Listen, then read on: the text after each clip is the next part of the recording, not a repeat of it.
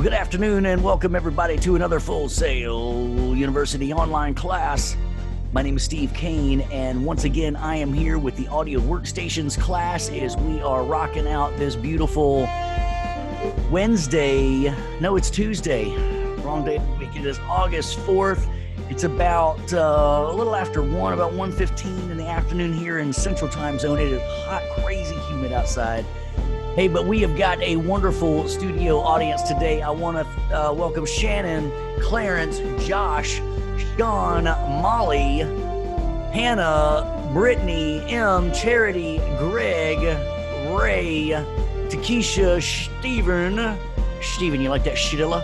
Leonard, Chris, Sarah, Zuma, Yuza, Stephen W, Leonard, Chris, Sarah. Okay, we're just Sydney. All right, there's everybody. What's up, everybody? Glad you are here. We're going to have a fun time as we jump into our remix today in our week 1, lecture 2 this is. So, you know what to do. Buckle up those seat belts. Keep your arms and legs inside the vehicle at all times. And let's get this party started.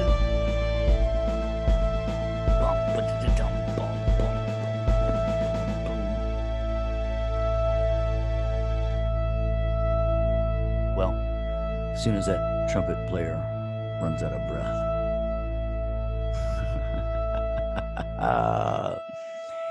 Oh, heck yeah, man, Josh. We got to do this like it's real, like we're introducing an NBA team. One of the coolest things that happened to me, matter of fact, when because I was just asked to be there, I didn't do anything to it. But anyway, I was a photo assistant for the Kentucky Wildcats, simply because my landlord was an awesome photographer and asked me to go. But anyway, so we're driving there, and that's when I wrote Home on the Highway, that song that's being released later on in Labor Day 2020, if you go to Steve Kane Productions on Facebook and check it out. But anyway, so check it out, man. We've got a big lecture for you today. Some people go, what? Because we're really starting to get the bones of the remix going on today. We're taking everything that we learned yesterday in a very definitive, objective way, and we're applying it today in a very creative, subjective way where you're the boss, you decide where we duplicate, what we duplicate, blah, blah, blah, blah. And so we're just going to go have fun with it. We're going to learn a lot. We've got a lot of teaching tunnels, and I want to stress, remember my big expectation of you. I don't expect you to fully understand it right now, first time, but I do expect it to make sense. And if it's not making sense, I expect you to ask questions. Is everybody cool with that? You can give me a thumbs up if you are cool. Awesome. Thank you. Shannon says, I'm from Kentucky. What they meant was I'm from Kentucky, y'all. I never felt so short in my life. I'm like 5'4", and I was standing and I was like, what? So anyway, but it was a lot of fun. So I didn't mean to have all that open. We meant to have Full Sail open right there as we were doing all our openings. So we don't need to start over and do it again. Just imagine that all that screen was clean as we were opening up. You know what I'm saying? So, hey, let's just dive in and get started, because when you check out what's going on and you dive in, you've got 2 things you need to check out this week. And I explained it a little bit yesterday, but I'm going to go a little bit deeper today. So all month long, we're going to be working on the remix. And when you jump in here to the class resources, books and archive, you're going to see the remix guidelines, and they look a little something like this. But anyway, this PDF is right here, and it's going to go through and it's going to label it all week 1, what we're doing in week 2, week 3, and week 4. Shows you, basically the bullet points. And what you're going to be doing is referencing both today's and yesterday's video on how to do this stuff on a step-by-step level. Now, as you can imagine, I really don't want to see your remix build over the time. I want to be wowed with it at the end, like you would play somebody your final, presentation, right? But in order to make sure that you're making progress, what we're going to do when you look back in week 1, we are also going to have a remix project milestone. And what's milestone mean? It's letting you know, hey, I'm making way, I'm making progress. And when you look at that, that's going to be another, basically you're turning into me a PDF of a bunch of pictures of your project, so I can visually see that, yep, you got some tracks going on, I see you got your tempo going on and stuff like that. So that way I can tell and make sure that, yep, you're making the progress that you need to make throughout the month. Those two are going to work hand in hand. So although you're not going to turn in your remix weekly, you're going to turn in pictures of your remix, so I can just kind of go through and then I'll finally listen to it at the end of the month. So how's that making sense? Pretty good about just that so far, as we've got one project, but then we're taking pictures of it weekly. And when you look at this milestone, you're going to see, yep, look, it's just pretty much, oh, I didn't mean to give you that. I meant to have you look at the example. It's pretty much you're turning into me a bunch of images that are labeled saying, here, I did this, I did this, I did this, I did this. Okay. Okay. And that's the milestone. And I'm going to kind of go through both with you today. I'm going to show you how the milestone is broken out, because as I said, it's going to go through and say, all right, here's step 1, register for Dropbox. Number 2, download the project stems and stuff like that. So for number 1, go make a Dropbox account. Let it be free if you don't already have one, and sign it up. That's how you're going to turn it in at the end of the month. All right. So later on, one of the things you're going to do is turn in a snapshot of a Dropbox account or screenshot, right? And then we're going to be doing this today anyway, of downloading the project stems and creating a new session and creating a click track and adjusting the tempo and creating memory locations and things like that. So those are all the things that we're going to do. And then it goes and shows you, here's how you register for Dropbox. Here's how you download the stems. Here's how you create it. All right. So it's going to walk you through step by step of everything that I'm going to be doing today. All right. So any questions, give me an NQ in the chat room for no questions, or give me a question mark if you need to ask something real quick. Give me a thumbs up if you're good. Cool. Now, I'm curious what's going to happen if I switch out of speaker view to check everybody's thumbs up, and then I'll just do that. I'll quit, and then I'll go back to speaker view. So you might see your hand pop up to me, all your pictures, just for a quick second while I check that, but I'll keep it off. Otherwise, Shannon and I are just pretty much staring at each other here on my screen because I've got it in speaker view. So Shannon has been the designated thumb upper and thumb downer for that. So if something's not making sense, let Shannon know, and he'll. No, I'm kidding.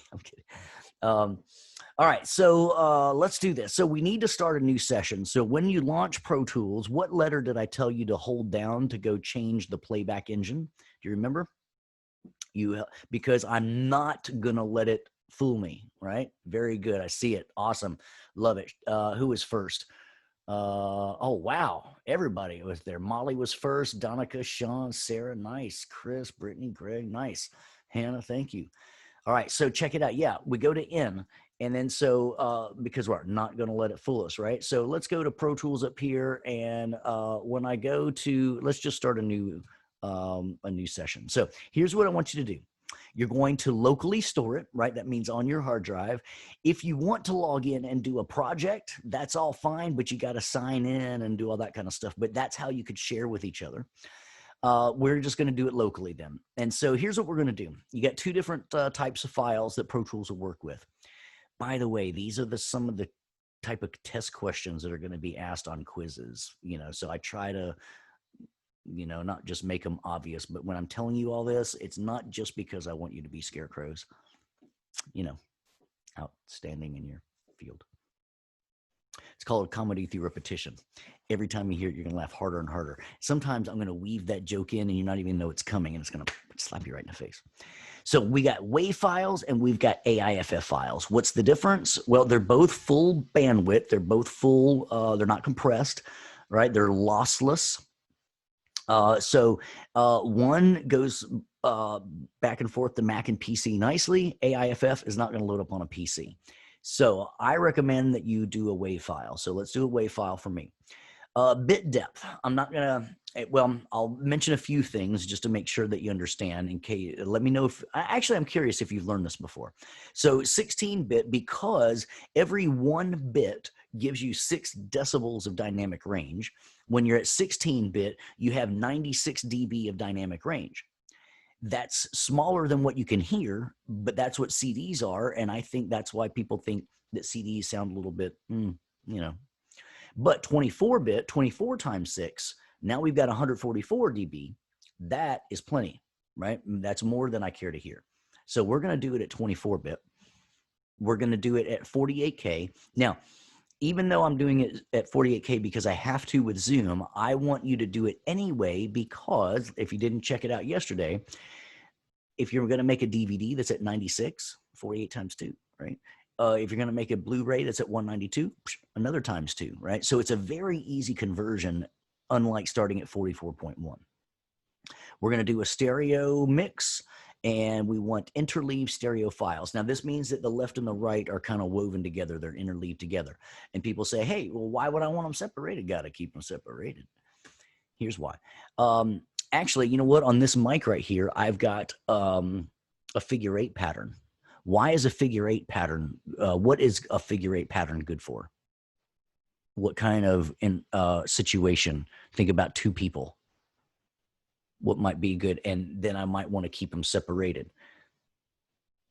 right? If I've got a pickup on this side and a pickup on this side, it would be perfect for like an interview, right? And that way I could have a left signal and a right signal, right? And that way, if I was doing something like that, I probably wouldn't want them interleaved. I'd want them separated, right? But then if I'm just trying to get a nice stereo signal and, maybe put it in Omni or Cardio or whatever.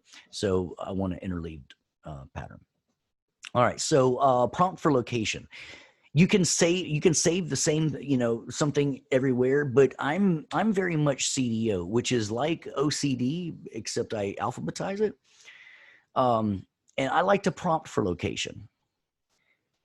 See, I alphabetize it because I have OCD. All right, we'll cover that joke later on. The interleaves prompt for location. So every time I hit start or create right here, which is just a fun way to say create, boom, it says, hey, yo, where do you want to save it? So we're going to name this Steve Kine. And let's see, this is Audio Workstations Final Remix Project. And then I think I want to do the song Take Me. I haven't done that one in a while. Take me to paradise. And you are my 2020 08 for August. And we're going to save it right there. All right. And that way I know where it is every month. So now I've got my session going on, and that in for playback engine, let's go make sure that we are set up for the Zoom audio device. So we look good there. All right. So we need to go get the project stems. So when you look at your week 1, you are going to see the project remix stem selection. It doesn't say project. I just accidentally said that. The remix stem select. I wish I had a big delay like remix stem selection, right? So, and you can choose any of these 3 sessions that you want to do. I'm going to happen to do Take Me. I haven't done Take Me in a long time, so I'm going to do that.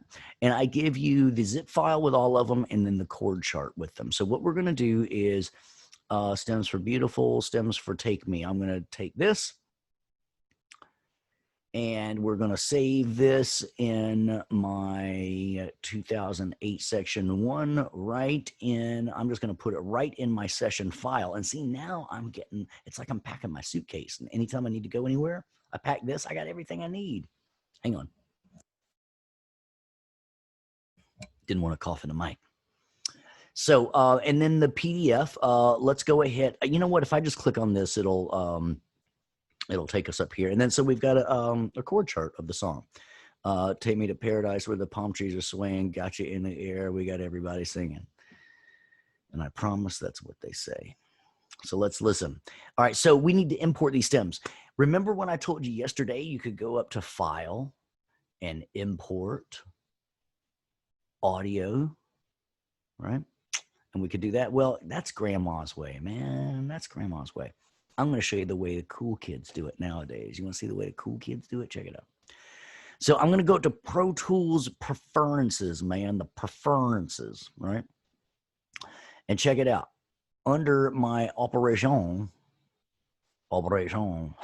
processing, And these probably aren't checked on you. So what we want to do is we want to have automatically copy the files on import. What does that do? Remember the add versus copy button when we said one just adds over here to the clips list, the other one copies it into your audio files folder? That's the big difference. Then what if it's different? What if it's not a WAV file, right? Well, then we say, well, copy it over to whatever my session is formatted. What can it copy over? All kinds of stuff, MP3s, Sound Designer 1 and 2 file, all kinds of Rex files, ACID files, whatever. So, so what we're going to do, and even those like the ACID and the Rex files that are made to change tempo easily, you can change all that. So I recommend that you go check these two, because then we can drag and drop. What? Drag and drop? People are like, you're going to have this dragon like fire coming out. No, that's not what I'm talking about. Not a drag and drop. I'm talking about a drag it over. All right, so check it out. Let's get into my Finder. Let's go look at and find my audio. We'll go find my audio in me on my Finder. All right, let's go over here. All right, so check it out, yo. I go right here and I got my stems right here. I double click on my stems. It shows me a whole file right here. It's going to give me some audio. Check it out. Check it out. Check it out. So look what happens if I drag it over to my tracks list. I'm going to drag the alto sax. Boom. It makes a track. It puts it on there. Bada bing and bada boom. Right? What about this? What about this? What about this? Let's go back here. Look at this, look at this, look at this. If I drag it down into the gray area, it will make a track, but it will place it where I drop it. Kind of cool, but not as cool, right? Because then I got to go back and drag it up to the beginning. If I drag it over to the clips list, it puts it in there, but not nearly as cool because I still got to make a track for it, right? So let's check this out. Check it out. Look at this. I'm just going to drag it from over here, and I'm going to go over here. Oh my dog. Is that cool or what? See, drag and drop. All right, so let's just do the rest of them like that. So 3 places I can drag them: over to the tracks list, right here on the playlist, or even over on my clips list, right? But we like the tracks list because it automatically makes tracks and puts them all at the beginning. And look at this, because we had those preferences checked, looky, it copied them from that folder into my audio files folder. And that's where Pro Tools is going to look. Right. I didn't look to see if John made it in here today, but John yesterday, he was working with us after class. And that's one of the big things that we learned is with him is that file management makes a big thing. Right. So now we've got everything automatically copied over. Let's go listen to it. I'm going to hit return to rewind and then spacebar to play. Now, by the way, I have got a setting on right now under the options menu for my window to always scroll. Right. Here we go.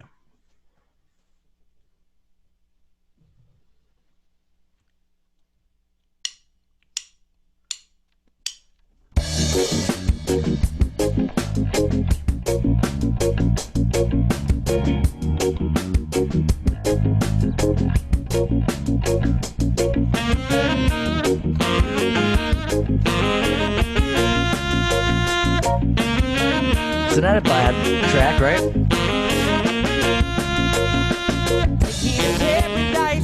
The palm trees are spiking, got you in the air, we got everybody sing me too. All right. So now what we're going to do is we're going to take this and let's just talk about it for a second. Was that a horrible song or was it kind of groovy? I'm going to click on that. So horrible or good? Okay. All right. Good. Brittany's like, I don't know. All right. So it wasn't horrible. What I was meaning is you've heard a lot worse, right? So let's talk about this. Especially Hannah says the timing. And let's talk about the timing for a second. there's only two ways to record something, right? With a click track or without a click track, right? No other way. Okay. So let's do this. Let's just agree on a few things. And even if you don't agree with me because I'm right. Okay. All right. So yes, we said it either has a click track when it's recorded or it doesn't. All right. Let's talk about the times when it has a click track. All right. We could say it is true that some people have been trained to play exactly with the click track and play very close to it, almost perfectly with it, right? We could say that there are people that have never played with it, and so when they try to play with the click track, they absolutely stink, right? Okay. So now that we see, this is what I mean. It's easy to agree with me. I wasn't like, no, I'm going to, I've got a 14-year-old, man. I've already, it's like, no, man, you could like float in a click track afterwards and you could be thinking of a click. I mean, I don't need those kind of arguments, right? So, all right, so let's keep talking about the click track person. A really talented person can play with a click track and then maybe slow down a little bit and then speed up a little bit and then fall right back in time as the song needs to breathe a little bit, right? Okay. And then let's say this is another true statement. Some people play with a visual click track like a conductor waving their arms, and then they really speed up and slow down depending on what that conductor is feeling, right? And then we could also agree that if they didn't use a click track, maybe they just went 1, 2, 3, and they started playing, right?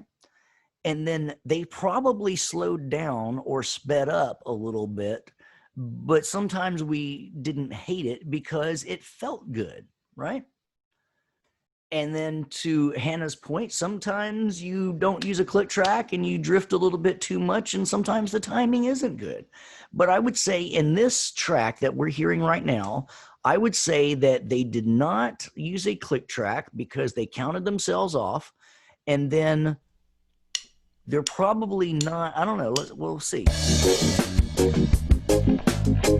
And especially with reggae, you got a little feel of the, the open hi-hats coming a little bit late, and, some of the kind of the kick drums, So, I mean, these aren't necessarily like total reggae drums and such, but we'll see what we can do with them. So, do we all agree that somebody can play with a click track, or sorry, when somebody doesn't play with a click track, even if they sound really good, there's no way in the world that they're able to stick at the exact same tempo and never change, never speed up, and never slow down, because only computers can do that, right? So there's no way that they could play at 120.0000. They might drift a little fast and a little slow. They could stay around 120, but hopefully everybody agrees that staying 4 decimal places into the nearest 10,000th of a BPM is not humanly possible. All right. So with that as a backdrop, if we are asked to make a recording that matches these vocals, if they say, you know what, we hate everything except the vocals, so let's move the vocals, and we just want you right here. So let's solo, and we just want these vocals to be right here. With the palm trees are swaying, got you in the air, we got everybody singing. They want us to write our own music to it. With the bolts we always ripping, right? Steady say. And that's what we're going to do. We're going to take just the vocals and we're going to write our own music to it. Now, wouldn't you say, though, that figuring out the tempo with Take only me to the vocals, paradise with the palm trees are swaying, got you in the air, we got everybody singing. With the bolts we always ripping. That's a little bit harder than it is if all the music's there. Saying how we got to keep our minds concentrating. Now it's easy to, right? So what we're going to do, wouldn't you think it's easier for us to write music if we match the click track to what was already recorded? Yeah, let me put everybody up here so I can quickly see. Yeah, thumbs up, thumbs down. All right, good. All right, I'm going to go back to my view here. I hate having all the cameras off. You know, or, you know, just on the single speaker view. But, you know, like I said, out of coolness to you, I don't want to have everybody up on the screen unless y'all want to, and then, you know, tell me and then I'll put it all back. But I can flip back and forth. It's all cool. Brittany says, would we have to figure out how many beats are in the measure, right? Exactly, Brittany. And how do you do that? Not a specific way, but just what's a general way that we could do that, right? Let me give you a non-musical example. Let's say Brittany and I are cruising down the highway, right? And she says, "Hey, Steve, how fast you going?" I say, "I don't know. The speedometer's broken." She could quickly pull out the stopwatch and time how long it takes to go 1 mile, right? And then, so let's say Brittany says, "Oh, Steve, you drove 1 mile in exactly 1 minute." And holy cow, there's 60 minutes in an hour. And so you're driving 60 miles per hour. Everybody cool with that example? All right. So check it out. What we're going to do is this. We're going to look at these drums. And what was my key to zoom in and zoom out? How am I zooming real tight right now? Very good. Thank you, Greg. Thank you, Sarah, Brittany. All right. So real tight. So check it out. Look at this. Look at this. Look at this. They're telling me what this is right here.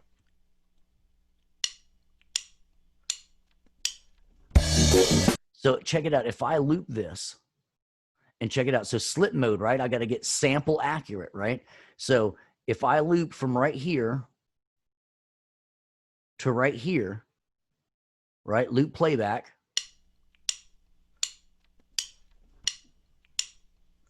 That's almost perfect, right? I could stop. Oh man, I lost my selection. But look at this. Edit, restore last selection. Look, I go zoom, zoom, zoom, zoom, zoom, zoom, zoom, zoom, zoom.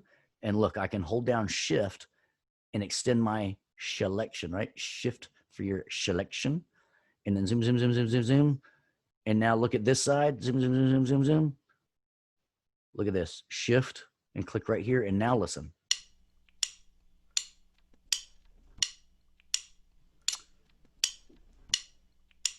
All right, so now check this out.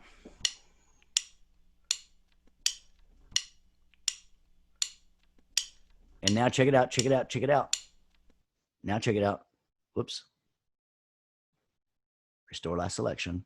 Look at this. It says, hey, you are selecting one measure, one beat, 792 ticks. And we say, no, we're not. We're selecting just one. But what we're going to do is we say, but you know what I did select is 2 seconds, 912 milliseconds. 2 seconds and 912 milliseconds, right? Now, so check it out. If I could tell Brittany we went 1 mile in 1 minute, and she could say, well, there's 60 minutes in an hour, so you went 60 miles per hour. Couldn't we say if there are 4 beats in 2.912 seconds, how many are there in 60 seconds? Right? We could do that same kind of math, right? Right? Because we're just a rate, something per something, right? Miles per hour, beats per minute. It's a rate, right? So we can always figure it out if you tell me a smaller piece, right? It's kind of like if I said 1 brick weighs 1 pound, how many pounds does 10 bricks weigh? Right? And we could just do a little math and figure it out, right? So now check it out. If I do that, and if I identify this beat, let's do this. Identify this beat. And if I said, no, actually, let's cancel for a second. Let's do it the right way. Let's trim up all of the silence. All right. But I need to teach you a little bit about something called tabbed transients over here. Look at where my mouse is circling over here. Come on, get big, mouse. Come on, mouse, get big. Get big, mouse. There it is. Check this out. This little button right here is called tab to transients. Now, if you have it off, you're tab to clip. Tab to transients. Watch this. I'm going to zoom in here and look, when I'm in slip mode, I'm going to take my selector so I can put it right in the middle of somewhere. And look, when I hit tab, it's going to move to the transient. See that? And look, I hit tab, it moves to the transient. Tab to transient, right? I'm going to hit tab. I'm going to go to the transient. I'll switch back off of that view for a second. So check it out. Tab, tab, tab, tab. Come on. Tab, tab, tab. So you see how helpful that can be? No longer do I have to go zoom, zoom, zoom, zoom, zoom, zoom. You know, if I want to get right there at the front of it, I don't have to go zoom, zoom, zoom, zoom, zoom, zoom, and then get right on the front of it anymore. Now what I can do is just put it a little bit in front and then hit the tab key. Oh, how you like me now? Pop a collar, right? Boom, tab to transient. Look at that. So check it out. Look at this then. So that is super cool. Well, what happens if you're, let's say you're filling out something online, right? And you hit tab, right? And it's going through the fields, right? First name, last name, address, phone number, email, right? And you hit tab, tab, tab, tab. And then what happens when you forget something? You know, you can go backwards, right? Right? So check it out. Hold down Option and then hit tab and watch. So if tab goes forward, Option tab goes backwards. Holy cow, would you look at that? Dude, that's so radical, bruh. All right, so check it out. Let's do something real quick then. Since they count off, right up here, let's just let's cut off all that silence. Right, so check it out. I'm going to go to the all group, right? I'm going to turn on the all group. I'm going to put myself in slip mode, right? That's option 2, right? And then I'm going to click right here, and then I'm just going to hit tab. And look, it goes right up to the first one. And look at this one. Edit, trim the clip to the start of it up to the insertion point. What? And then R&T will zoom in and out if I really want to check it. It's like, yep, it's tight. Yep, it's real tight. And so now check it out. I can take my all group. I can get my grabber. Whoopsie, whoopsie. Look at this. What? And now at the very beginning.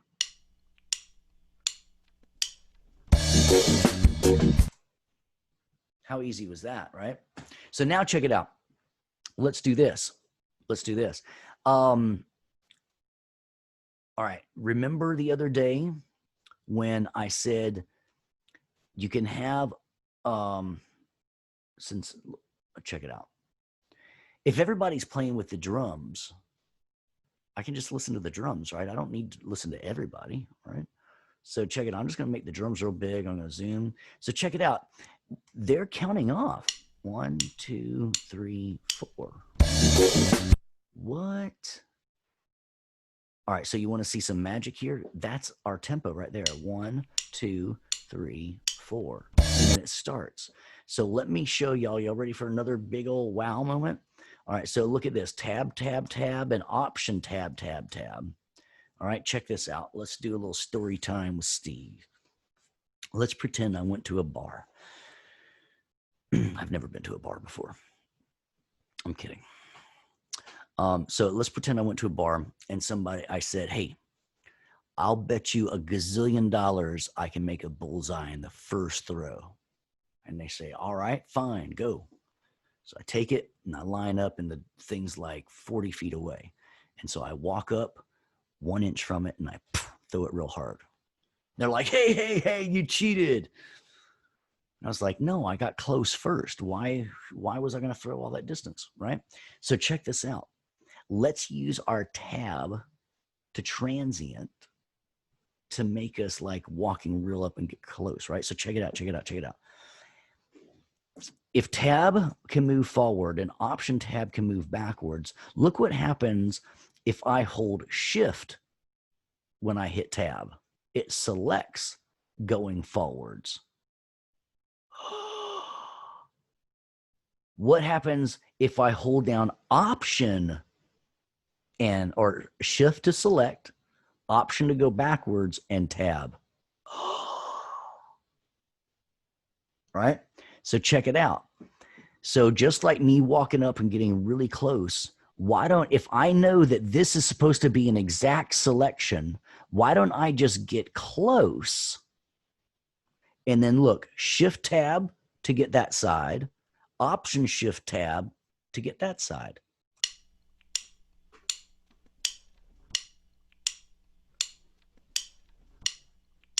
Right? Haha, how you like me now? And if you stop and it ruins your selection, check it out. It's this thing right here.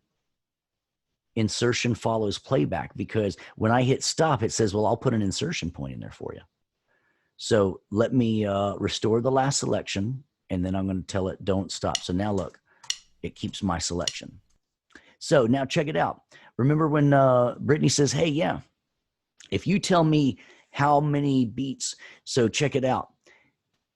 And just to prove to you, so it thinks it's not an exact loop, but we heard that it is, right?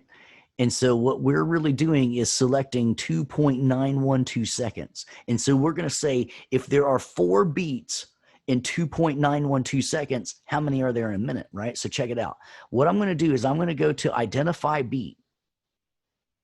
And I'm going to say, I want to identify this first part of measure 1, but the second one I want to redefine as exactly measure 2. And so what I'm basically telling it is, hey, there's 4 beats, right? Because it now knows that there's 4 beats in between here and here. And so it says, all right, well, if there's 4 beats in 2.9 seconds, then there's 82.4081 in a minute. All right, now listen, before I'm going to undo that. Let's get click track involved, because we're just, so for right now, let's move the click track all the way up to the top. Let's move the drums all the way up to the top. And let's solo the drums. And so let's listen without it. And then let's turn the click track on. In order to turn the click track on, I need to be looking at my transport window. And I need to have this guy right there, that little metronome. We'll turn that on. And you see, it's totally off, isn't it? So, all right, now listen to this. There's the drummer. 2, 3, 4, 1. And then the click track is doing this.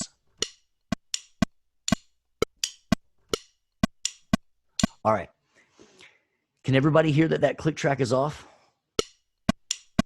All right. If you can't hear that that click track is off, I want you to go talk to your advisor about our film program today. I'm kidding. I want you to do some ear training. but tempo is one of those things that you got to start learning, right? All right. So now look at, here's the magic thing, right? When I go to identify beat, and I say, nope, it should be measure 1 to measure 2, and it calculates it and tells me the tempo. Now listen to my click track.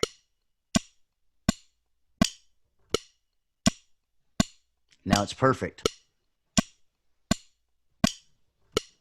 Right? So now I got it clicking. So now here's what happens in concert, right? The drummer has to hear that first. The drummer can't just like 1, 2 right away, right? So the drummer needs to hear that first. And then we play along, right? So I'm going to break your hearts here for just a second. Not every band you see actually is playing on stage live when you're buying that expensive concert ticket. When I saw Van Halen, they played Jump and there wasn't a keyboard player on stage. I was heartbroken. So, but you know what? Do I care nowadays? No, because I'm the Pro Tools op, right? When I saw Muse a couple years ago, fabulous show. I saw 21 Pilots, fabulous show. Were they playing any kind of thing? Any real? No. They were running around in mass, jumping around, dancing. There's no way they could be playing and singing. Did anybody care? No. All right, so check it out. So the drummer hears the click first and then goes 1, 2, ready, play. So this actually needs to start. If I need my music to start at measure 3, right? So I'm going to take my all group and I'll get my grabber, and now I'm going to move everybody in spot mode, let's put everybody at measure 3 and let's just move it to bars and beats in 3.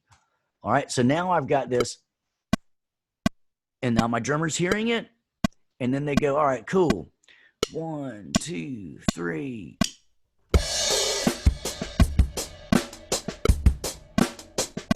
Now, can you hear that it gets off now? Can everybody hear that it's off? I'm going to go back to my multi-view. All right, yep. All right, sweet. I like my multi-view so much more. Not anything against Shannon, but I like having looking. Shannon's like, I can't help your computer, dude. Why am I catching all this? He's like, it's not my fault. Thank you for being a good sport about it, Shannon. Hey, check it out. But does it? It's off when we listen to the click track. But did we care if the click track wasn't there? Listen, it's not horrible, right? When they're playing, listen, it's not horrible.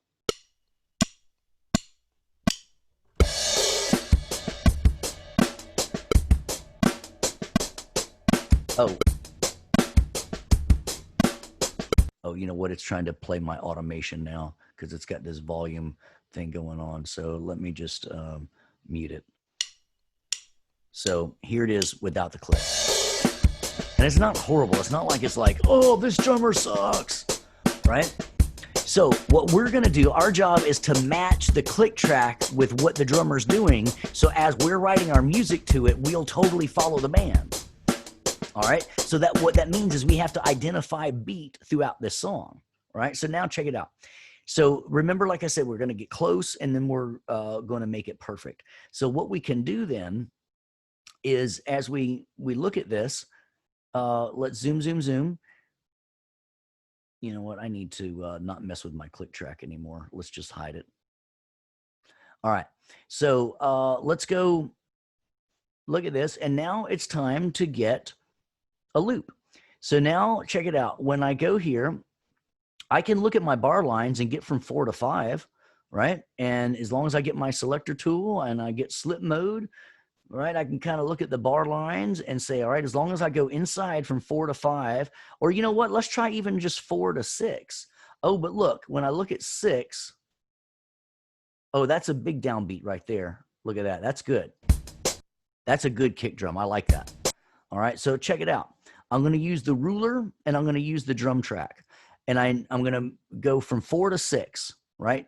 Because we'll just see if it works. So what I'm going to do is I'm going to go smaller. If this is the real loop, I'm going to select smaller than the real loop. So I'm going to select inside 4 to 6.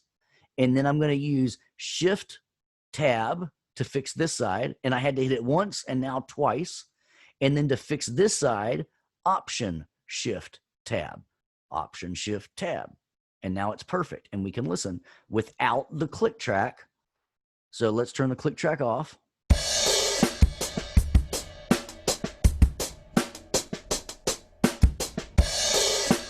And now that's a perfect loop, right?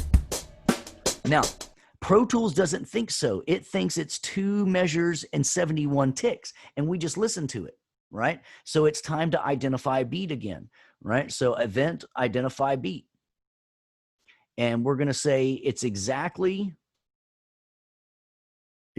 measure 4 to exactly measure 6. And when we do that, it puts the tempo change in there, just like yesterday where we had to click the plus button. So we're letting it figure out the tempo instead. And then if you did it right, it should sound good with the click. And let's get that click to where we can hear it again.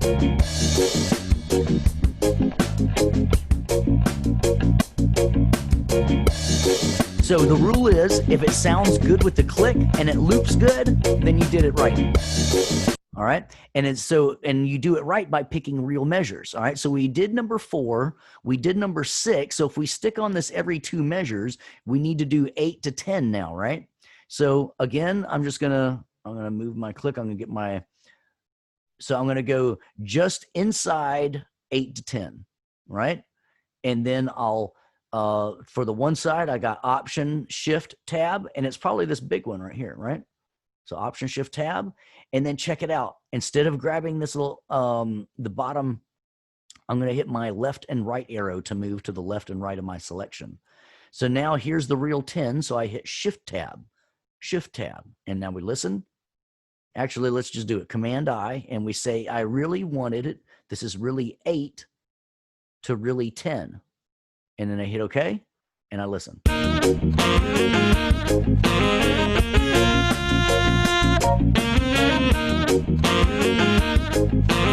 a perfect loop. All right, so I did 8 to 10. Now I need 12 to 14. So I'm going to pick inside 12 to inside of 14. We'll use Option Shift Tab to fix this side and Shift Tab to fix this side. We're going to hit Command I for identify a beat and say it should really be 12, tab, tab, tab to 14, return, and listen. With the palm trees are swaying, got you in the air, we got everybody sing me to. All right. Now, remember when we listened just a minute ago, we said that the click track started drifting, right? Now listen. So now we've got a good count off. 1, 2, drummer is listening and goes 1, 2, ready, play.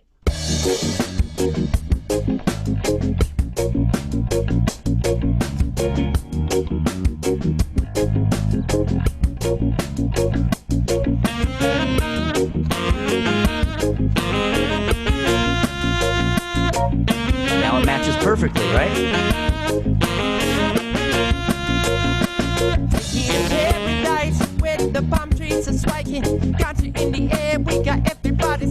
Perfect. So let's answer a couple questions right now.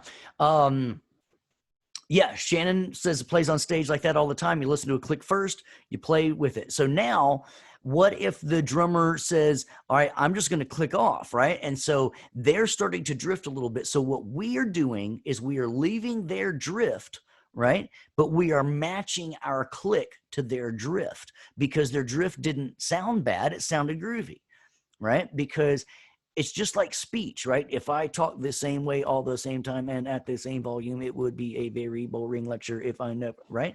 So, sorry, I'm knocking water off here too.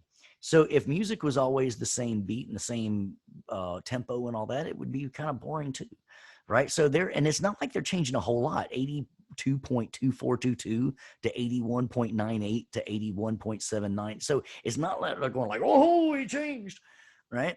So what we're doing is making the click track match the changing audio. So now the click track is changing to match the audio. We are not changing the tempo of the audio.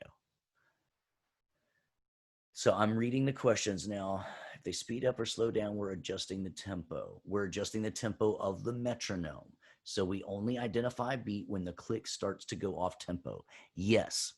And then what I want you to do for practice, just in case it's slightly off, just go ahead and do it. And that way you're getting, great practice because, this sort of technique, all right, if I'm not writing music to it, do I really need to do this? Probably not, or at least if I'm in the ballpark for delay times or something, that would be fine. But I don't have to be surgically exact. But if I'm playing along to it, I need to be surgically exact, right? So let's grab 16 to 18. So I'm just going to look at the ruler. I'll go a little bit in front of the ruler. And so I'm going to go Option Shift Tab to get back here, and then Shift Tab to do this side, and Command I, say it's really 16, tab, tab, tab to 18. Whoops, to 18. And come on, 16. Come on, really? 16. Is my 6 key not working?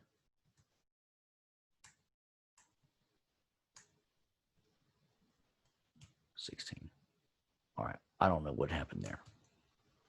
16. That is so weird. The 6 key. All right, look at that. I hit Command I. Let's type in 17. Look, 17 worked. Command I, 16, and the 6 key is not working. No, now it's there. Look at that. That is so crazy. What? All right, let's try it with this other one. Oh, no, look, the other keyboard. All right, so check it out. Here's what I'm going to do. I'm going to hit Command-I, and then I'm going to hit just Tab. Let's change that to 0 to 18, and then hit OK. And then boom, we have it. All right, cool. Let's grab 20 to 22. I'm going to fix the one side, Option Shift Tab, Option Shift Tab. Fix the other side with a Shift Tab. Command-I, and it's really going to be 20 to Tab, Tab, Tab, 22. That was so weird a second ago. All right, and now it does it. So now I've got my click track. You're going to do this throughout the entire song, but now my click track follows my song and everything fits, right? You need to do this.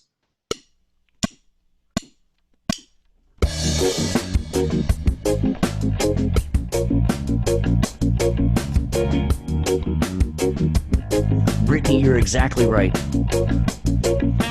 Brittany says she's importing an audio track from a client. It's changing tempo slightly. She wants to add instruments. Wants the click to match.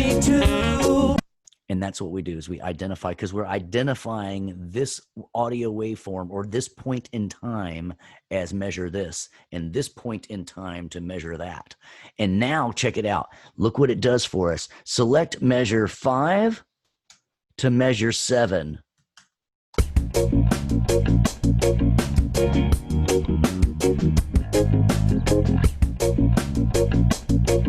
It's perfect. Select measure 5 to measure 5 beat 3. So it's just 2 beats.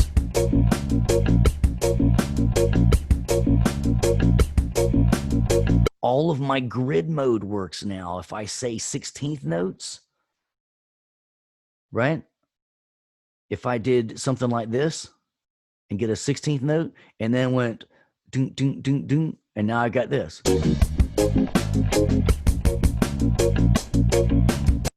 Or whatever, right? Dun, dun, dun, dun, dun.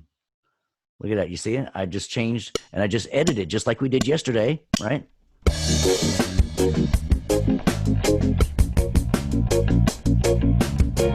How you like that? Cool?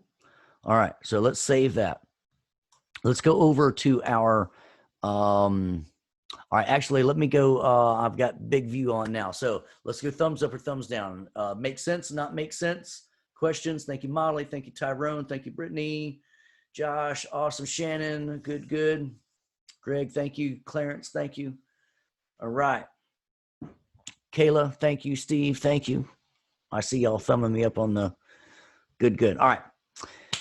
So where are we? Let's go look at some things here.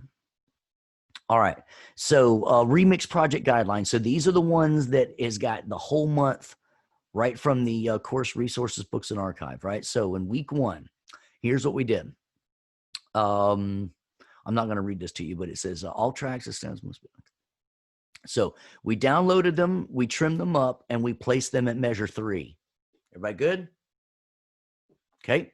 Now we just created a tempo map using the original tracks so that the click follows it perfectly.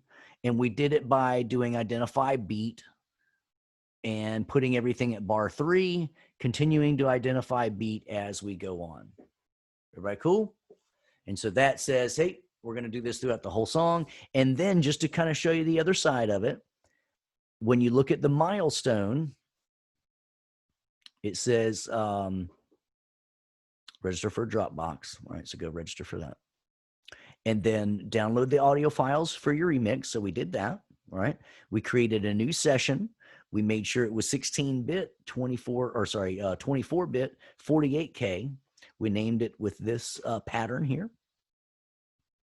We created a click track in the session. So we went to track, got click. And then we started changing the tempo, right? Because we used identify beat.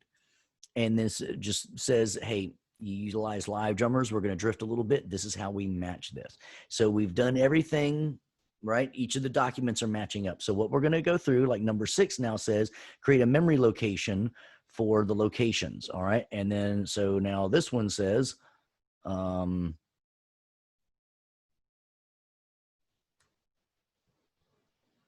creating markers. Markers and memory locations are the same thing. So now what we're going to do is make our life a little bit more easy. All right. Here's the story time for this. Right. And this is what I mean by as you're taking notes, because a lot of times I'm telling the stories to kind of drive home the point. Right. So like the driving down the street and the miles per hour and the beats per minute. Right. So here's something that was kind of saying, this is a real story. So I'm on a Vince Gill session in Nashville. It's the first time that I'm on a really big time session. Right. And they hand me this lyric sheet and I'm like, holy cow, this is really freaking awesome. And they go by, and then the first thing the engineer does is he turns and he looks at me. It was Steve Marcantonio, and he looks over at Tim and he says, hey, where's the chorus? And I said, it's right behind the verse. That wasn't the thing to say. They wanted to hear something like it's at 1 minute, 32 seconds. So they could go, that's the sound of the tape machine, by the way. You'll never hear that again in a studio. And then boom, we got me to the studio, right? So I dropped the ball on that one. So they put everybody on a break, and I listened to it again and had to write down on the lyric sheet the starting time of every other line, right? Like, so 43 seconds, a minute and 12 seconds. And that way, when they wanted to do different times, I would tell the engineer, go to 2 minutes, 12 seconds, go to 3 minutes, whatever, right? So how do we do this with Pro Tools? Stupid easy, except they make it a little bit hard because they're like, well, let's call it two different things. I'm like, why are you going to call it two different things? Well, I don't know. All right. So check it out. Is it a water moccasin or is it cottonmouth? I don't know. It's the same damn snake, right? So we've got markers. If you're looking at the ruler, it's called the markers ruler, right? And when you're up here and you view the rulers, you've got the markers ruler. Right? But if you're looking at the window, it's called the memory locations window. It's a very, very good window. Very good. So check it out. Markers and that. So I hit them by hitting. I can either do this. Oh, whoa. Check it out. This is really cool. If you have the big keyboard, you can hit the enter key. Watch this. And you get a memory location. But check it out. Somebody's going to say, well, why don't I just hit that enter key on my laptop? Well, what happens when you do that? Let's do that. Oh, it rewinds you. Well, why did it remind me? Because it says return, not enter. Brittany's checking right now. I see her. She looked down and she's like, yeah, it says return. That's the big one. She says, well, how do we get the enter button? There's got to be a quick way. And Brittany, you're right. There's a quick way. Check it out. Look down at that bottom left key. Function. You see that? Function. All right. So check it out. You hit that FN button. You hit the FN button and then hit return. It's like hitting enter. Watch this. FN return. And then boom, you could type in whatever you want. And then hit OK. As long as you don't have auto name on. You can't, because then it's going to automatically name them. But so check it out. And then you could say, all right, so that was that point. And then right here, check it out. F and return. You hit that F and return button, you can name it something else. And then F and return. And then, so you're probably wondering, it's like, well, wait a minute. If it's playing, does it do it? And it's like, yeah, but check it out. If you're in slip mode and you hit function return, it's going to remember exactly where it is. Look at that, tick 250. What? 50? That's stupid, right? But check it out. If I'm in grid mode, look at this, grid mode, and then let's make it a big grid, because if I'm trying to mark it, I need it right on the downbeat of a full measure or full bar, right? So now look, if I can, I'll just hit it right now, function return, and then name it this. And now look, this, it goes right back to measure 1. If I pass measure 2 a little bit or get close to measure 2, now it's going to be exactly measure 2. So watch this, watch this. How do you delete them? You have the option to, right? Hold down option, right? You could go to the grandma way, drop down, right? But option, delete, delete, delete, delete, delete. I forgot to go back to speaker view. All right, so now check it out. Here's what I'm going to do. Grid mode, one bar, and I'm going to play from the very beginning, and I'm going to hit function return and name the parts of the song. So play, and here comes our count off. 1, 2, ready, go. Function return, count off. Whoops. So now see, count off came right there, right? I hit stop accidentally. So here's our count off, and then here comes our intro.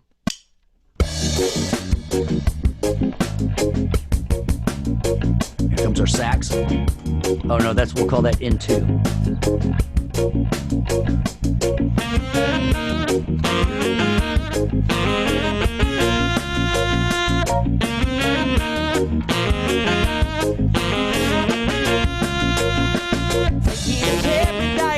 Verse 1. We'll pretend this is verse 2.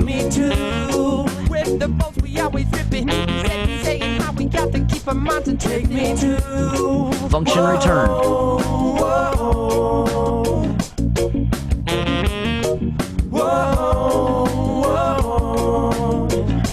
Got to realize the direction you trip. Follow what. So you're going to go through and you're going to label verses and choruses and turnarounds or whatever you think you're going to name it. But now check it out. Now I want to go right there to the sax comes in.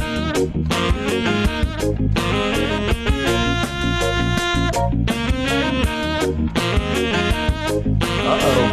Let's see what happens. Little VPN connection. And this is crazy because I am like, I am on an Ethernet connection. All right, so now check it out what I can do. Go to the count off. No, go to the verse 2. Nope, go to the intro 2. And now check it out. You think I can select with it? Of course I can. Don't be silly. This is Pro Tools. So I'll go to intro 1 and then hold down shift to intro 2. Listen.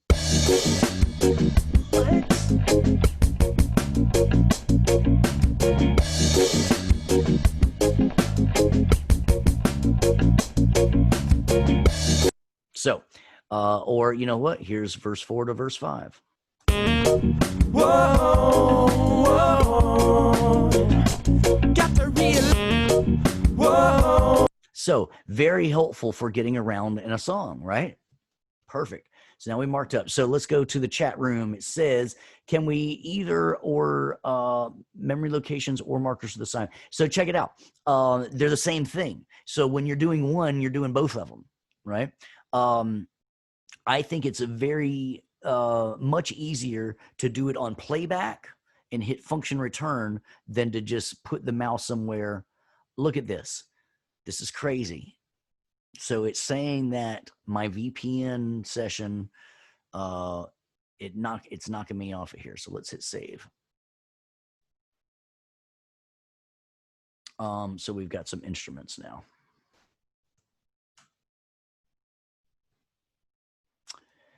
All right, now this is interesting because it says that it's reconnecting.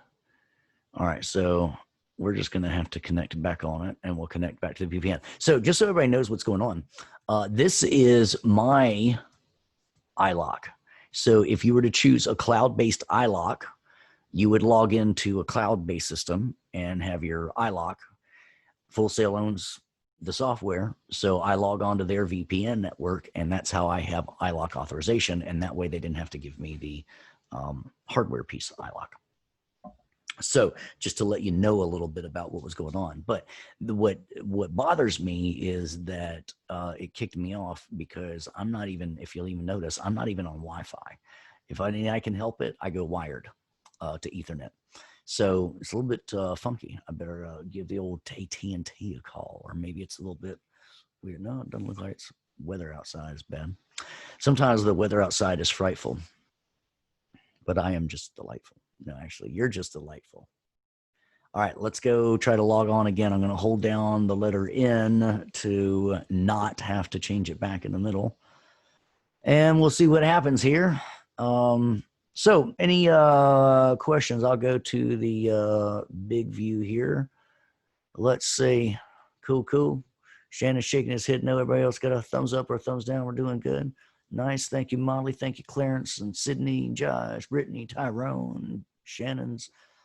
All right, so check it out. Here's a quick key for you. Shift Command O opens up the last session that you're in. So let's see if it is working. It is working. So let's do a save as. So now we've got our instruments in, and now we've also got markers. Okay.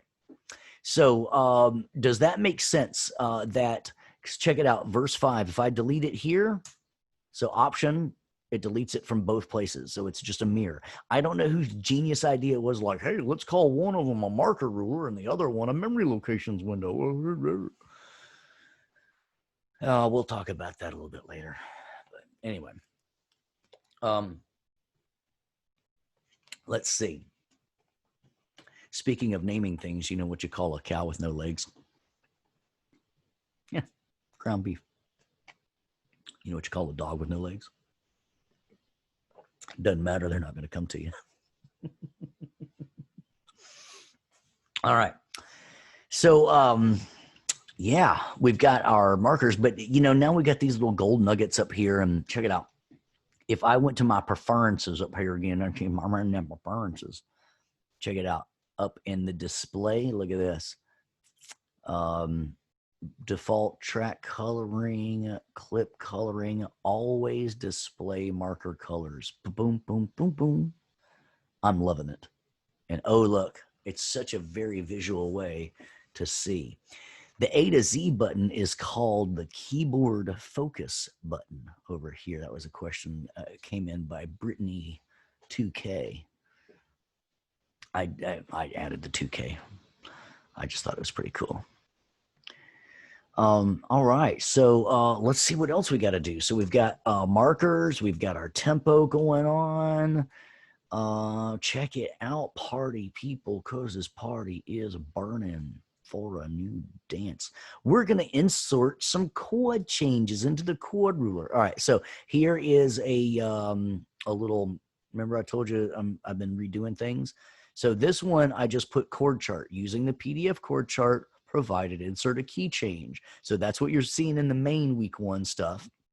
Is insert the PDF, and on the actual weekly milestone, it tells you more specifically, go view the ruler for your chord symbols and insert them so you have the chord changes. So now when we looked at the chord changes though, all right, so anytime that you see this is going to be on a beat 1.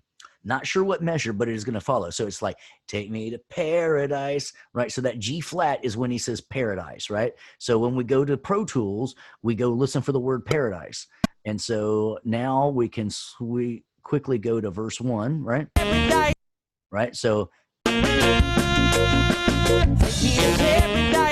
measure 12, right? That was, so I go to measure 12 and make sure my chord ruler is showing. If it's not, right, view rulers chord, right? And so at measure 12, I want to insert G flatito, which is just a fun way to say flat. G flat, boom. Take me to paradise. And then where the palm trees are swaying is A flat. With the palm trees. So that's 13. With the palm trees and actually, no, that's beat 3. So you know what? Here's what happened. Check it out. I'll tell you why. Look how I'm counting at 1, 2, 3, 4. Some people are counting at 1, 2, 3, 4, 1, 2, 3, 4, 1, 2, 3, 4, 1. And if we do that, take me to 1, 2, 3, 4 palm trees, right? If we were counting it twice as fast, that would be a beat 1. Check it out. Let's I'm gonna I don't want to mess everybody up in redoing this. I just wanted to make the point that if I was counting twice as fast, where this is beat 3, it would really be a beat 1 of measure 13. If I was counting like this, 1, 2, 3, 4, 1, 2, 3, 4, 1, 2, right? So if I was counting twice as fast, it would be. So I'll tell you that then this is on a beat 1, and then it's going to be on beat 1 or beat 3. All right. So we'll go to 12 beat 3, and we'll put in our A flat. A flat major. And then so Every night with the palm trees are swaying, got you in. And got you in the air, right? Got you in the air is right at 13. And then so that's going to be a B flat minor. And then I don't know if you know it, but that's what you call it when you drop a piano down a mine shaft. You get a flat minor. Ha, a flat minor. All right, so now I got my chord changes in. Every night with the palm trees are swaying, got you in the air. We got everybody take me to. And then at 14, they start repeating again. So check it out. And then let's see, they repeat. Or yeah, let's see. And they're just repeating that, right? So let's check it out. So from 12 up to 14, or basically verse 1 to shift verse 2. And look, it automatically copied up there. And then I want to make sure if you get this, check it out. So I'm in grid mode. So look, duplicate. Oh, what? Duplicate what? So let's see how many times we got that. 1, 2, 3, 4. So I could duplicate it again. So now I've got 4. So now check it out. Let's see if it follows it. Every night with the palm trees are swaying, got you in the air. We got everybody take me to. With the boats we always ripping, saying how we got to keep a mountain. Take me to. Whoa, whoa. Totally works. Whoa, now, why am I doing this? Let's. Molly was right. If I was in cut time, that's what happens when you're cutting twice as fast, right? Counting twice as fast. Brittany says, how am I adding the chord changes? By selecting the plus signs. Yes, I'm hitting the plus sign right there. Let me wiggle the mouse to make it big. Come on, mouse. You know what? It didn't work like I wanted it to. All right. And what I need to do, though, Brittany, is you make sure that your counter is at the position where you want to put it in. So if you're wanting to put something in right at measure 20, you type in measure 20 or click there, and then you hit your plus button and it'll put it right there. I'm going to do a weird one, C major, just so you know it's, see. And then if I need to take it away, you have the option, right? Just like in the memory locations.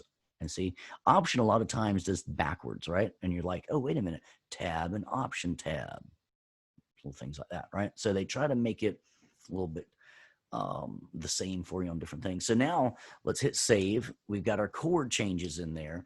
And let's talk about why we're going to do this. I'm going to go back to my live views just so I can see everybody and have a conversation now.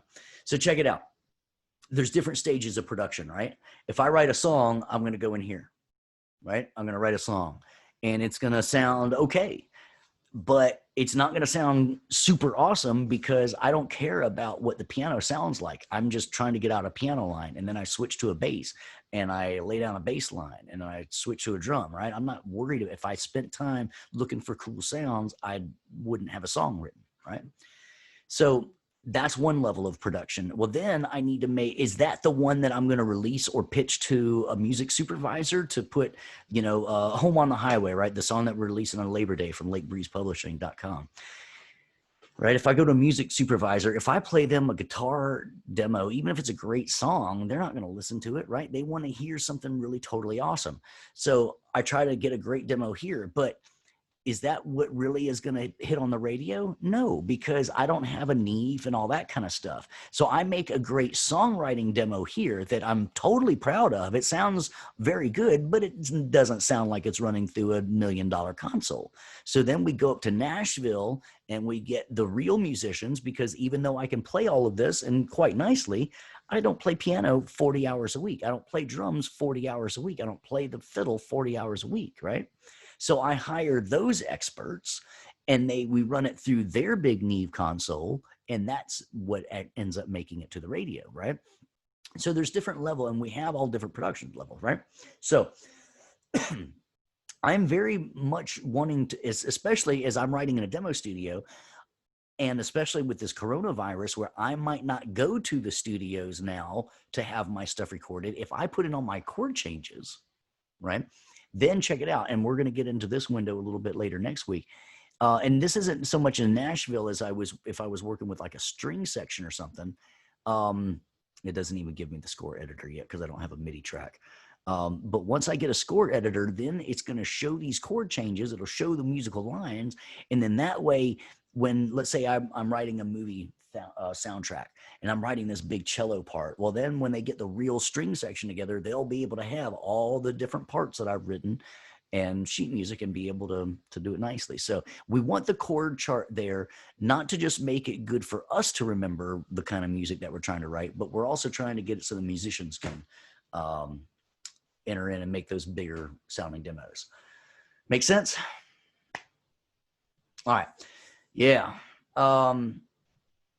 Yeah. You gotta just know where your strengths and weaknesses are. I'll go back to speaker view here. All right, so let's look and see what we've got to do next. So we have looked. All right, so back to our project guidelines. So we did a chord chart, and we put the chord chart in. And so now we're trying to arrange the song, just cut and copy and paste, do some cool little things here, right? So this is where you're going to use things that you used yesterday, like cutting and copying and pasting and duplicating and repeating or whatever. And so I'm just going to do this quickly. All right. So let's do another save as, because now we're getting to another significantly different part of the song. So we're going to do a save as, and this is going to be take me, and this is now arranging it. And so, and notice now I've got all these different session files when you look in my Finder, right? I've got all these. So if I really screwed something up, you can go back. So what happens, you might be doing something totally crazy one day and then go in the studio the next day and you're like, what was that? I must have been smoking crack or something, you know? And crack is whack. So you don't smoke crack, man. All right. So anyway, you would have, if you were smoking crack, you would have a version to go back to and actually do it better because. All right. So now you see all the save as's, all our audio files are being in there. Everything's great and it's groovy. And so now we're, let's do 3 fingers down and let's just chop this up and have some fun, right? So this is the easiest part, right? So we're going to go to shuffle mode now, all right? Because we've already got our grid mode working. So now check this out. And this is something I did. Has everybody went to a high school, right? And if your high school was like mine, they had a football team. And if your football team was like mine, they had cheerleaders. And if your cheerleaders were like mine, they did dance routines to popular songs of that time. And if your cheerleaders were like mine, they would take boom boxes back in the 1900s and they would chop up and make their own mixtape. And so they could have 8 bars of this and 8 bars of that and 8 bars of this and 8 bars of that. Well, check it out now. So when I graduated Full Sail, I was like, hey, you want me to make some demos for you? I can make all kinds of stuff. And I just pop it in here and chop it up and shuffle mode it, right? So now check it out. I'm going to put my all group on and I'm going to say, you know what? Let's grab the, from the intro 1 to 2. And for all the tracks. Go on, there we go. All the tracks, and we're first going to duplicate that once, right? So I'm going to hit duplicate. Now, if I don't, check this out though. Look what happens. You have to select it to affect it, right? My tempo change. This is going to be my MIDI locks to my metronome. My audio does not. So if I'm going to write MIDI stuff to this, I need to also hold down shift and copy that metronome setting, copy the tempo setting. And now look what happens when I duplicate, it kept the 81,649 and scooted the 82 down. All right. And so now we've got that little repeat in there. Let's go grab something right here. What was this? Where was that? Whoa, whoa. Every night with the palm trees are spiking. Got you in the air, we got everybody take me to. With the boats we always ripping. Steady saying how we got to keep a mountain. Take me to. Whoa, whoa. All right. right. So whoa, whoa. Was that 18?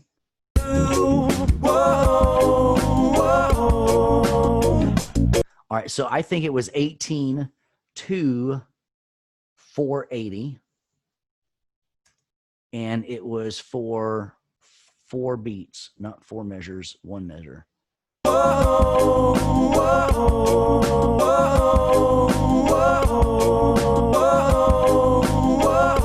So we're going to take that. We're going to shift. Whoop. Command Z. All right. Restore last selection. All right. So there we are. All right. So we're going to take that. I'm going to hold shift and get my chord changes as well. And my tempo as well. All right. So now we are going to, and if you want to get your key changes, although we haven't done anything in there yet, you can do that too. And if you want to get your marker, you can do that too. So now I've got all that. I'm going to copy it, Command C, or I need to hit C because I've got keyboard focus on. So C, and I want to start with that. So right as the intro goes, I'm going to insert there, paste. And then I'm going to duplicate that. Whoa, whoa, whoa, whoa, whoa. We'll do it 4 times. So now we got this. Save.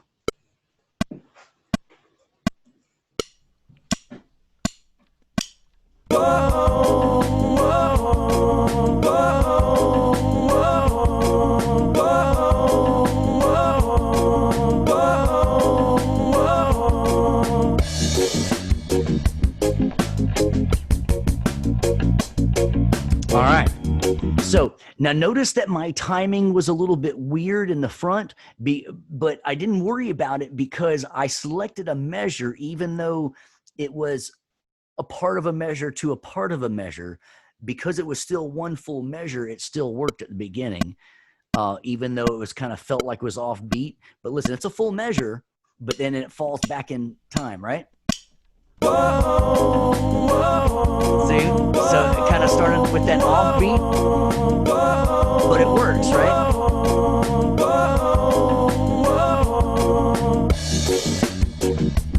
And there we are.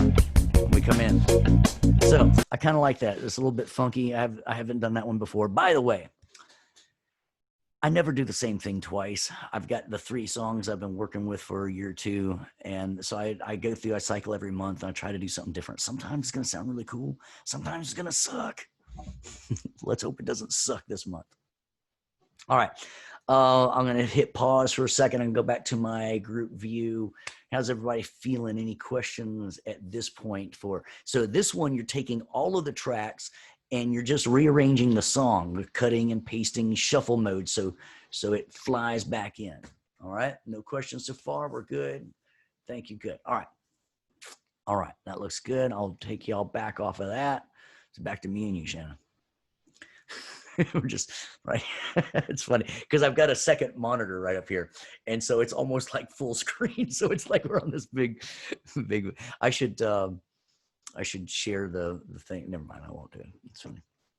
So, all right. So let's take this. I want to show you just one little creative thing. So after the chords are inserted, rearrange the song, include the tempo and chord rulers. All right. And then what did it say over here? Insert the chord rulers, create a stereo interleave bounce. Okay. So now what I want to make sure is that you are having the click track right. Okay. So what we're going to do is I want you to have that click track loud so I can hear it. All right. What I'm going to do, let's take the all group. I'm going to turn everybody down a little bit, and I'm going to turn it off, and I'm going to bring up the click track even louder so I can really make sure that I hear it all right.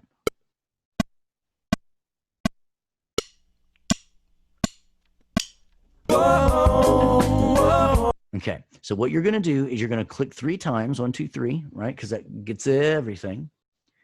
And then here's the idea about bouncing. You get what you hear, right? So if I'm hearing the click, I'm probably going to be bouncing the click. If I don't hear it when you're hit play, you're probably not going to be bouncing it. So bounce to disk, bounce your main outputs, WAV file, interleaved, 24-bit. The rule of thumb is unless you're making something special like a CD, just always bounce the same as your main session, 24-bit, 48K.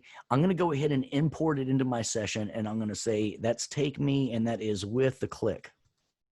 All right. And this way, you're going to send this bounce to me. I'm going to do it offline so it happens quickly. Where to bounce it. Don't screw with this, right? It's automatically choosing your bounced files folder in the project. Don't screw around with this. Just leave it there. So hit bounce.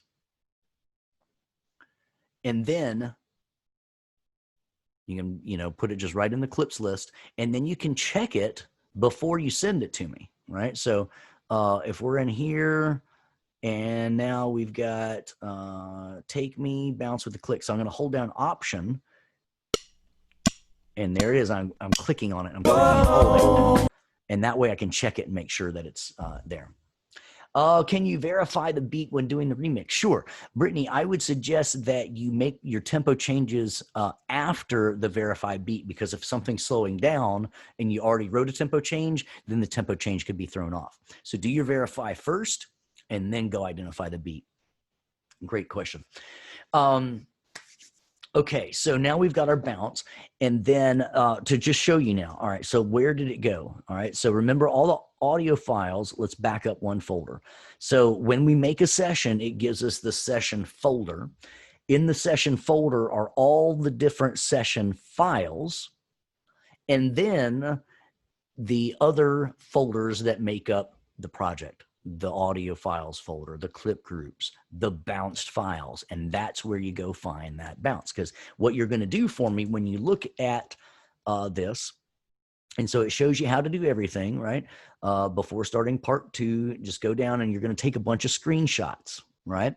And so you're going to go through and you're going to capture a bunch of screenshots for me, like your About Pro Tools page. By the way, just to show you, that's this one right here, Pro Tools About, so we can see what version you've got.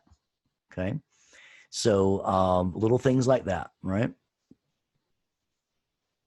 You're going to take a bunch of screenshots for me.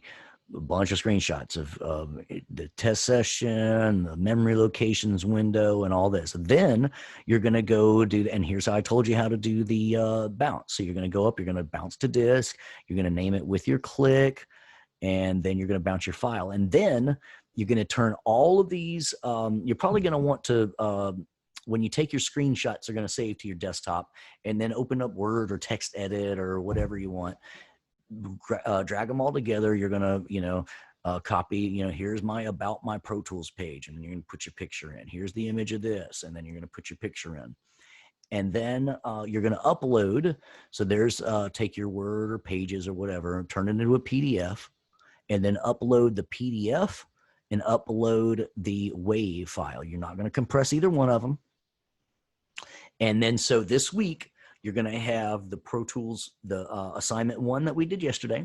And then you're going to have the milestone 1, which is this document that's right here. And you're going to have that every week there. And again, you're going to have a rubric, so you're going to know exactly what we're looking for. And then that's that.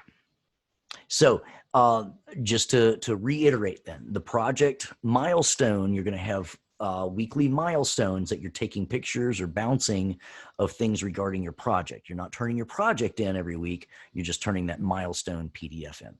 So let's see, with that being said, I think that's pretty good. As I do all the time, I'm going to stay after for a help session and answer more questions and that kind of thing. And remember, I'm expecting you, if something isn't making sense, I'm expecting you to go through and ask your instructor of like, hey, at so-and-so time, I didn't know what Steve was doing, and can you help me out a little bit and show me what they're doing? So we're going to be back next week. It's actually going to be Tuesday, and it's going to be a Tuesday and Wednesday lecture instead of a Monday and Tuesday lecture. Same time, 1 p.m. though. So thank you, Shannon, Clarence, Molly, Tyrone, Sydney, Curtis, Brittany, Josh, Sean, M, Charity, Ray, Takesha, Stephen, W, Leonard, Chris, Sarah, Kayla, Donica, Derek. Is that Norskut? Laquise, Jerome, Victor's iPad, Derek, no Larry, and then Rod. Thank y'all all for being here. It's been a great time here. We're gonna have a great week. Let us know if you need anything. We'll be able to do help sessions with you throughout the week. Don't be shy. So that's it, man. I'm Steve Kane here for Full Sail, the Audio Workstations class. Peace out.